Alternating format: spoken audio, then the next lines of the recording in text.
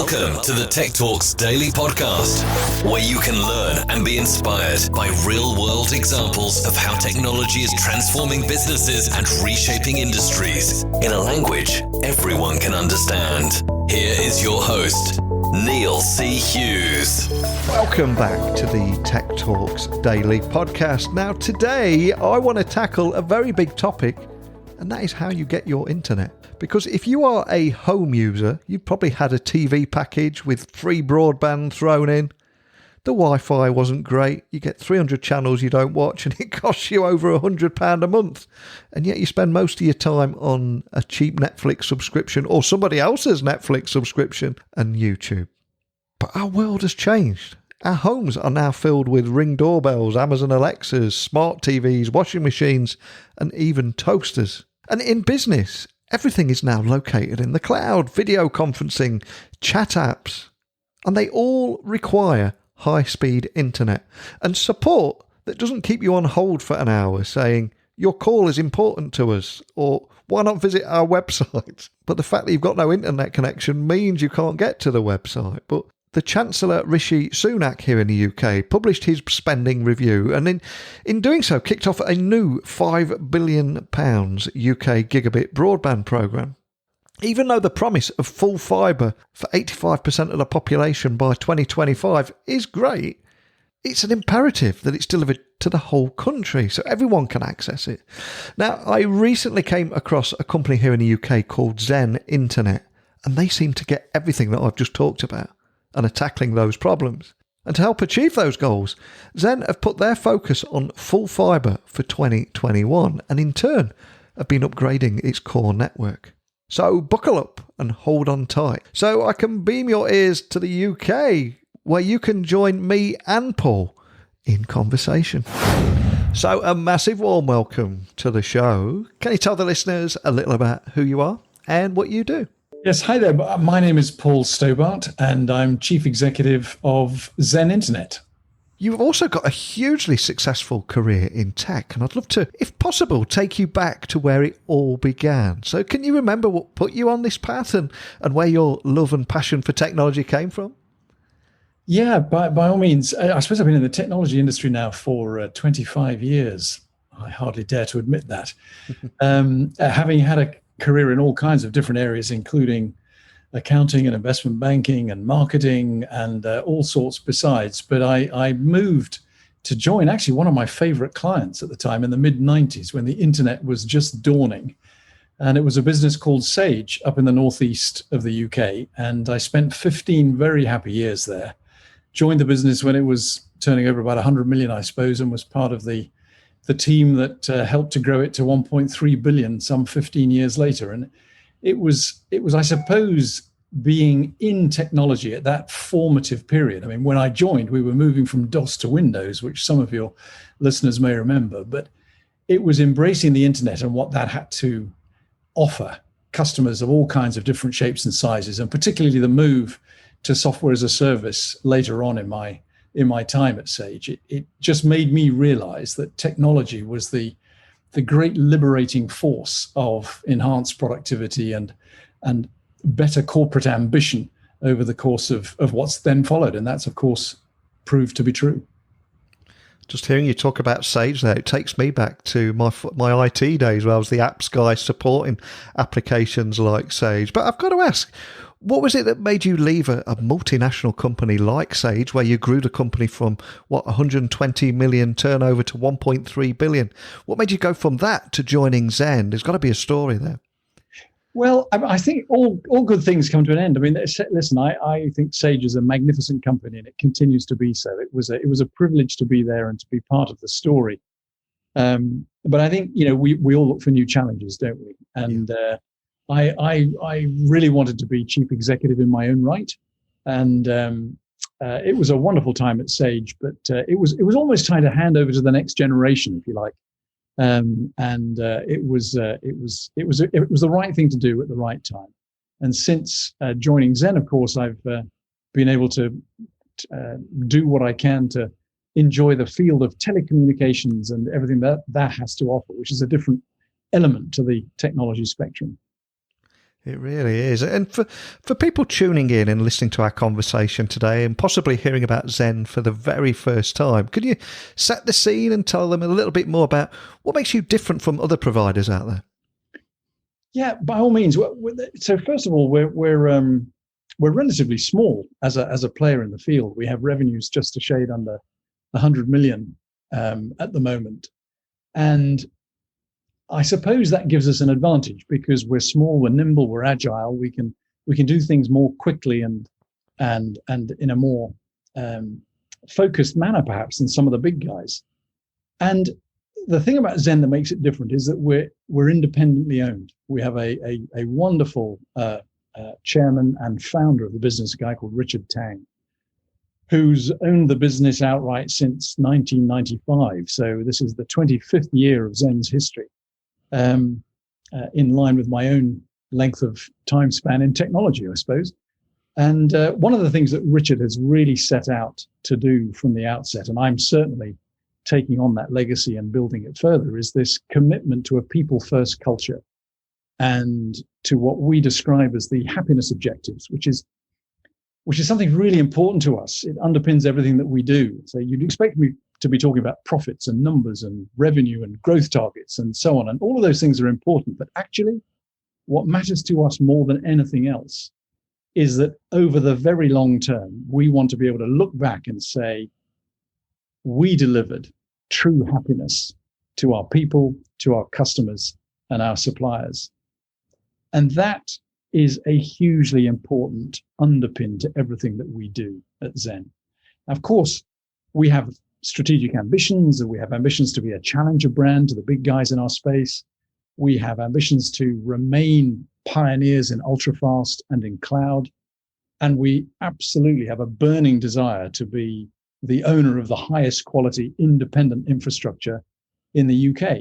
And that all sounds very grand from a relatively small player, but we mean it. And the thing I suppose that differentiates us altogether from others in the marketplace is that because we have this people-first approach, and we believe that if we have people who are engaged and well-led and inspired and believe in what they're doing, that they will provide customers with a different kind of experience.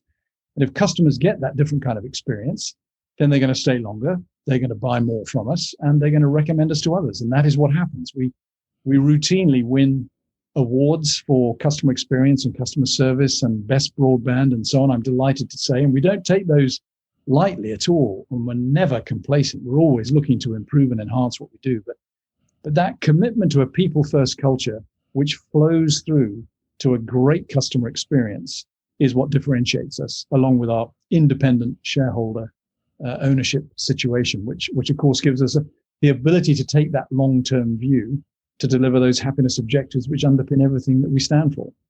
And I think that this customer service that has never been more important to users, because I think traditionally people may have had their broadband tagged on to their, entertainment package, whether that be satellite or cable. And that might have been okay when you were at the office for 10 hours a day. But now people are working from home and competing for bandwidth. You've got game consoles, streaming of films, etc., that could all be happening at the exact same time as your important Teams or Zoom call. So people want a dedicated broadband line that they can actually rely on, especially now. And I recently read about your belief that full-fibre is the key to growth in the UK in 2021 for both businesses and public. If we look back last year, we had the pandemic and also Brexit. There's been a number of challenges there. So can you expand on that belief? Yeah, no, I think the points you make are absolutely right. So first up, consumers and business customers are very different in their nature post-COVID. You know, they are more impatient, understandably so, and of course that plays into the hands of those of us in the industry who are able to give a decent customer experience. That means that we can respond in a quick and appropriate way and give answers that are required now, because my broadband needs to work now because I've got the kids homeschooling, or I've got a conference call I've got to do with work, and everything's frazzled, and I'm not patient anymore. So, we used to get forgiveness pre-COVID, but we don't now. We have got to deliver on the spot. And it's really, really important. I think I think the second half of your question, your observation about full fibre is also absolutely correct. I mean, for me, the 20s is going to be the decade of full fibre. The 90s may have been dial-up, and the noughties was ADSL, and the 2010s, or whatever we call them, were the dawning of fibre. But this is all about full fibre, and full fibre is going to unlock the potential of digital transformation. And of course, the whole COVID period has made digital transformation accelerate its appearance for real by probably 5 or 10 years. And so Internet of Things, machine-to-machine learning, AI, I mean, all of these really important tools that are going to transform the way in which we live are all happening now. And they're happening now, and they're not going to work unless the speeds and the capacity and the capability of the connectivity systems that we all use are up to scratch. And full fibre is the enabler. Full fibre is the enabler of digital transformation, not just for businesses, by the way, but for the home environment too, because as you pointed out, a huge number of us are going to continue to work from home for at least part, if not all, of our working lives. So I think it's a hugely important development, and it's one that we are very passionate about and determined to remain a pioneer in. And just to dig deeper on both of those, if we begin with businesses, so if we've got any business leaders listening, what kind of opportunities do you see full fibre unlocking for the average business? Well, I think most businesses that have been through the ravages of COVID have done a fantastic job, by the way. I mean, I talk to many business leaders, and it's amazing the stories of determination, the speed with which organizations moved from being in an office environment to being working from home. I mean, it was incredible. Of course, it was something that nobody said could ever be done. It's going to take years to move to a flexible work environment, and most of us did it within a week. So it just shows you what can be done, and that's huge credit to business people. But I think what it has shown business people is that the way we used to do things, the way we treated IT as a function that was a sort of back office function that would look after itself and every now and then would come forward for budget requests, is just an outdated, outmoded way of thinking. And boards of directors now are talking about IT as being a fundamental enabler, much as I was talking about full fibre a moment or two ago, an enabler to take their business to a different level. So what does that mean in practice? It means the connectivity has to be completely rethought. It's no longer good enough to have, a locally based network. You have to have a network that is enabled to operate via the internet, but securely. So that means a play for software-defined wide area networks, or SD-WAN connectivity solutions. It also means you've got to move increasingly the stuff that you've got in the office on premise and put it in the cloud. And you've got to run it in the cloud. And if you're going to run it in the cloud, you've got to run it with the right infrastructure, the right platforms, the right software, all running as services in the cloud. And of course, there's huge opportunities for those who provide those kinds of services, like our good selves. But for businesses, these are the enablers, the building blocks of their journey to become digitally transformed. And without good connectivity, and without security that underpins all of that, and without cloud-based prowess, I think the future businesses of the post-COVID era will struggle to differentiate and compete. Technology is now, it's no longer something that's of interest. It's become fundamentally important to the strategic development of most businesses in the country. Yeah, I completely agree with you. And on the flip side of that, if we look at the home users, it wasn't too long ago where, in fact, the average home user was to log into their router, they'd see, 4 or 5 devices connected, maybe a couple of phones, a tablet and a laptop. But now 20 plus is not uncommon, with IoT devices, voice assistants in every room, smart washing machines, TVs. In fact, just about anything that you buy now will come with an internet connection. And when you start adding 4K streaming, video conferencing, online gaming, education, I'm curious, is there an increase in people investing in a dedicated work internet connection just to ensure that they don't get stuttering video in important meetings and have got that stability that they need for their work? There's definitely some of that taking place. There's a lot of interest in second lines into the home environment for precisely that reason, so that they can dissociate, if you like, their home world and home environment from the work environment that has to live in parallel within the residence. That's absolutely true. But I think your wider point is also bang on, which is that, it goes back to the fact, the point that consumers are increasingly impatient. Everything has to work.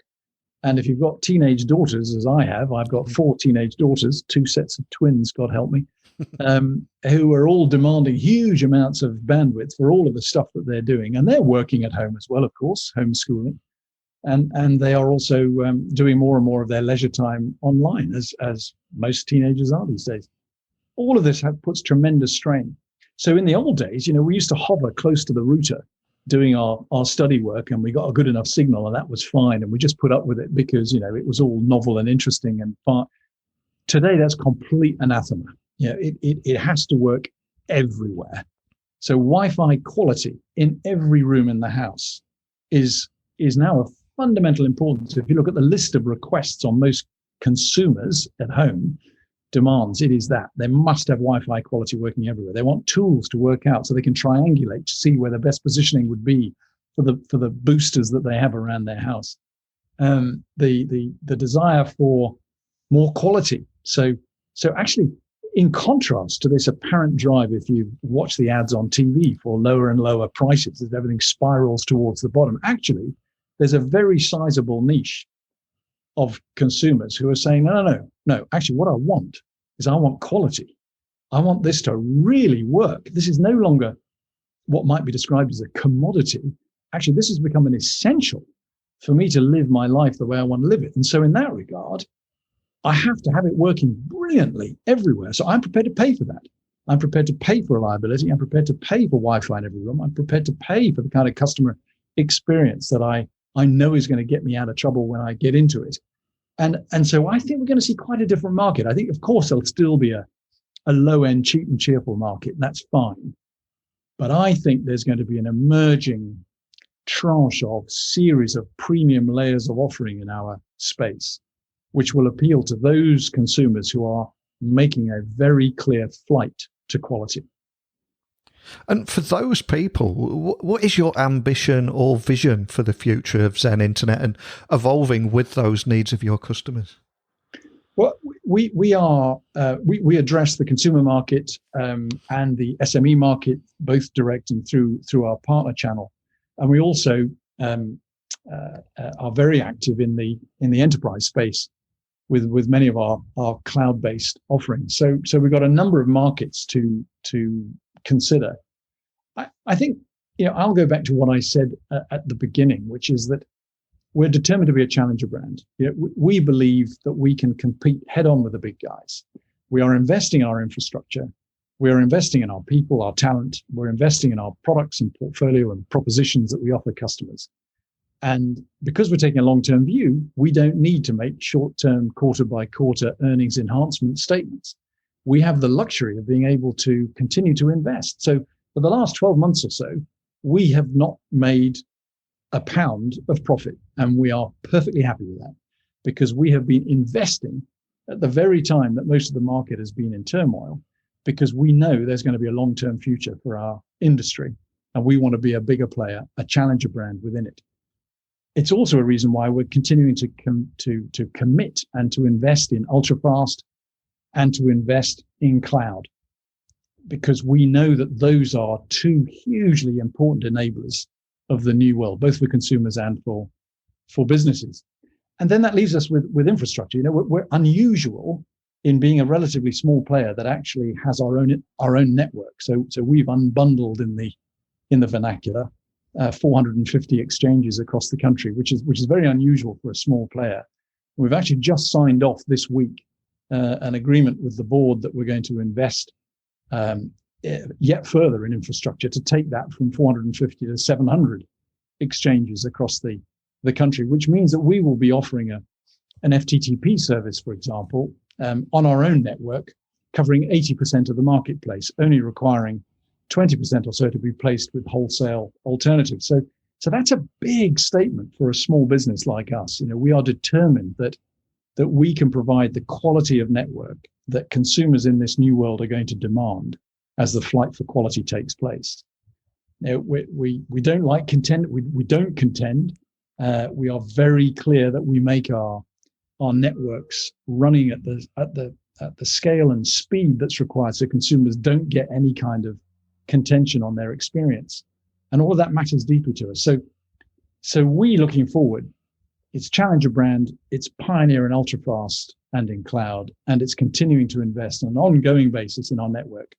Network traffic this year has been up 70, 80% on what it was a year ago because of COVID, because of all the changes that have taken place to the way we live our lives. That's only going to continue.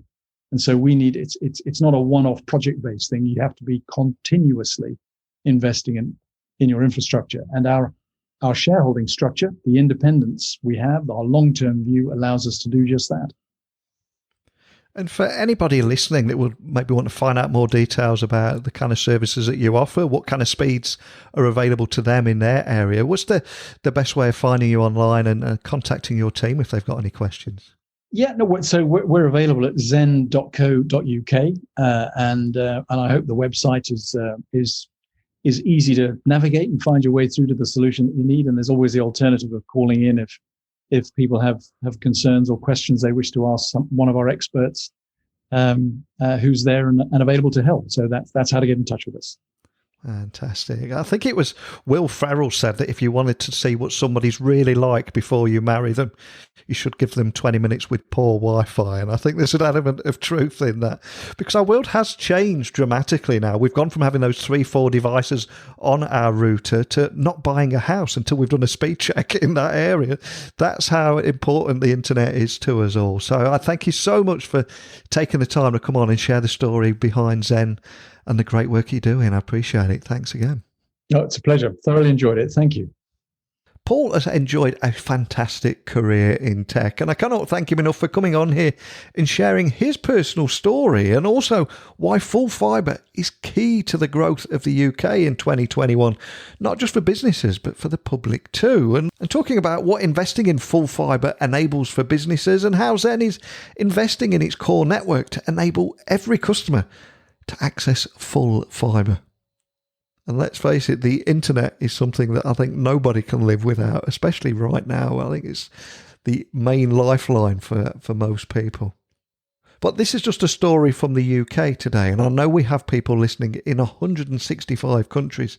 So please, I'd like for you to share your stories with me, and you can do that by emailing me, techblogwriter@outlook.com.